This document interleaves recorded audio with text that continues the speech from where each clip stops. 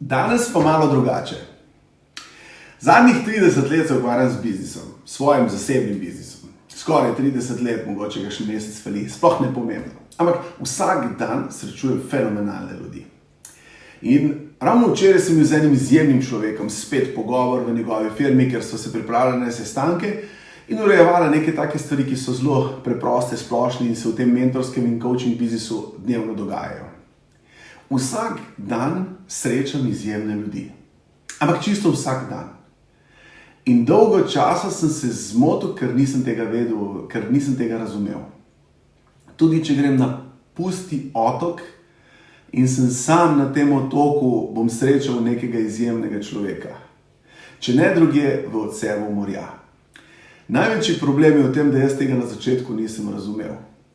In nisem vedel, kdo je kdo, zakaj je tako, in si nisem znal postavljati pravo vprašanje. In ko sem pozabil na te stvari, sem se dostikrat lovil in danes se srečujem z ljudmi, ker imamo enake izzive. Zelo podobne izzive.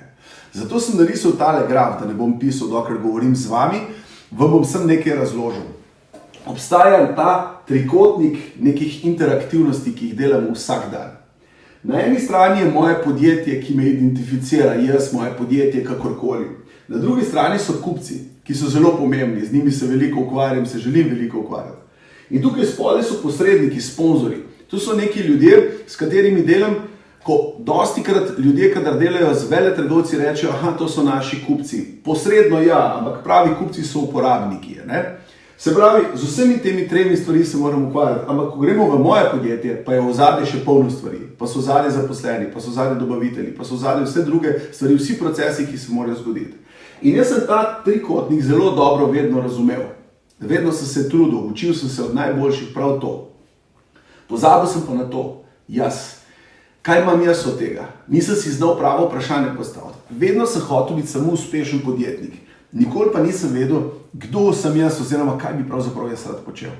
In to je težko vprašanje, ki ga srečujem danes pri ljudeh različnih starosti. Tudi zelo, bi rekel, ljudje, ki so že veliko naredili za sabo in ljudje, ki so šele na vzponu ali pa na sredini svoje zgodbe. Kaj imam jaz od tega? Katera prava vprašanja bi si moral postavljati? In naj vam povem, da ne bo spet izpadlo samo nekaj učeno, bla, bla, bla, govorim o čisti praksi. Katera vprašanja si treba postavljati, katero vprašanje moraš ti pri sebi razčistiti, zato, da se lahko dvigneš na naslednji nivo, zato, da boš jutri bolj uspešen. 5 vprašanj sem pripravil. Jaz upam, da jih boste vsi razumeli. Če jih ne, napišite mi komentar, pa se dajmo pogovoriti o tem. Prvo vprašanje, kdo bom? Kdo želim biti? Kdo želim postati? Zakaj jaz to delam? Večina ljudi ima cilj lahko denar. Eni imajo cilj inovativnost, neka visoka kvaliteta, neko pozicijo na trgu. Ampak fora pa je, da posel se brez ljudi, žal ali pa na srečo, hvala Bogu, zaenkrat še vedno ne dogaja. Dogaja se z ljudmi. In če ti ne veš, kdo si, jaz ne vem, kdo si, tvoji kupci ne vejo, kdo si, v tvojem podjetju se te ne znajo identificirati. In veste, kolikokrat se povezuje ime podjetja, recimo da rečejo Robert, pa ne vem, Rac. Jaz nisem Rac, Rac je moje podjetje. Se pravi, što si v tem, da je treba vedeti, kdo si ti in potem se lahko identificiraš na trgu. Zato se vprašajte, kdo želite postati. Kdo ste, mogoče veste, mogoče ni problem, ampak kdo želite postati, je ključno prvo vprašanje. Naslednje vprašanje, kaj moram narediti, da bom to postal? Ne govorimo samo o teh to-dojih, ki jih imamo vsak dan, ker vemo, kaj moramo narediti, zato da bo posel stekel. Ampak kaj moram jaz narediti, da bom sebe pozicioniral pravilno v tem prostoru? Ali kot direktor, ali kot prodajalec, ali kot proizvajalec, ali kot serviser. Moramo vedeti, katere naloge treba narediti, katere smeri so. In se dostikrat vprašajte, ko delate nekaj, kar stalno počnete, nekaj, kar je za vas pomembno, pa ne veš, če je najbolj pomembno, se vprašajte, ali v smeri tistega, kar vi želite postati. Drugo vprašanje je, kaj moram narediti. Tretje vprašanje. Ali me bo to, kar počnem, to, kar želim postati, razveseljevalo? Mene dostikrat rečejo, Kje ti držiš, kam ti greš, kam ti investiraš z denarjem, kam greš ti z tem. Jaz zmeraj pravim, moje največje bogatstvo je tukaj noter. Moje zadovoljstvo, moje veselje, pomagam ljudem postati še boljši, bolj uspešni, boljši voditelji, boljši direktorji, boljši prodajalci, ampak največji štos mi je v tem, da mi je pri srcu zelo dobro. Ne manjka mi nič materialno, ampak ni štos v tem, da bi mogel stremeti za temi nekimi drugimi cilji, ker me identificira to, kar me identificira. Rad pomagam ljudem. In ful sem vesel, če ljudje vejo, kdo jim je pomagal, ne zato, da bodo oni do mene kaj čutili, ampak zaradi tega, da bodo še nekomu povedali, ker bom lahko še nekomu pomagal. In veste, kako pravijo, delo mojstra hvali in meni največje zadovoljstvo pomaga čim večje število ljudi. Se pravi, poiščite noter v tem, kar počnete. Na prva 2 vprašanja si odgovorite, pejte na 3. vprašanje, ali me bo to razveseljevalo. Kje je vaše veselje? V denarju, v inovativnosti, bilo kje. Spet pri istih stvareh govorimo. Kje in kako bom živel? Je 4. vprašanje. Kje in kako bom živel? Kje bom živel? Ja, tukaj bom živel, tukaj imam firmo. Kako bom živel? Ja, tako, da se bom izčrpal do konca. Se veste, ta video me je spodbudil, neke stvari so me spodbudile. Včeraj sem govoril s fenomenalnim človekom, ga zelo cenim, zelo spoštujem in ugotavljam, da v celem trikotniku je pozabil nase. Ne ve, kdo je on.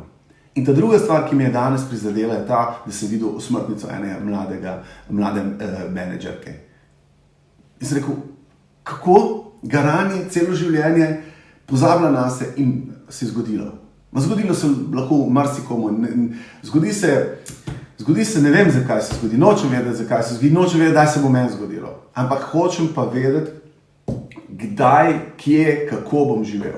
To me pa blazno zanima. Ali sem se ukalupil v neko svojo škatlo in iz te škatle ne znam ven priti. In 4. vprašanje je to.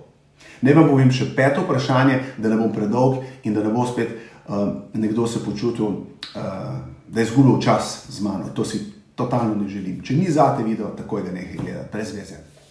5. vprašanje. Kdo bo ob meni, ko bom vesel? To je ta malo problem. Zmeraj veste, čim imate denar, naredite veselico, polno prijateljev in prijateljev pride takih in drugačnih.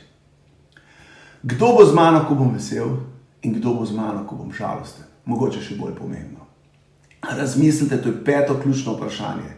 Kdo bo z mano takrat, ko bom lahko praznoval svoj uspeh in kdo bo z mano takrat, ko mi mogoče ne bo šlo. Ampak vedno je tako. Vedno se zgodi. In če veš, kdo bo s tamo, potem je ta življenjski ciklus, poslovni ciklus, ima smisel. Povzetek, ne pozabite, v tem trikotniku obstajaš tudi ti, čeprav te povezujejo z tvojim podjetjem, ne pozabi, da moraš biti v vsakem delu ti. Se pravi, če danes delaš 12 ur, koliko boš jutri delal? 22 ur. Vprašanje je, ali ima to smisel. Pazite nase, razmišljajte pa postavite si teh 5 vprašanj, jih bom zapisal v komentar, da vam bo lažje. Čau.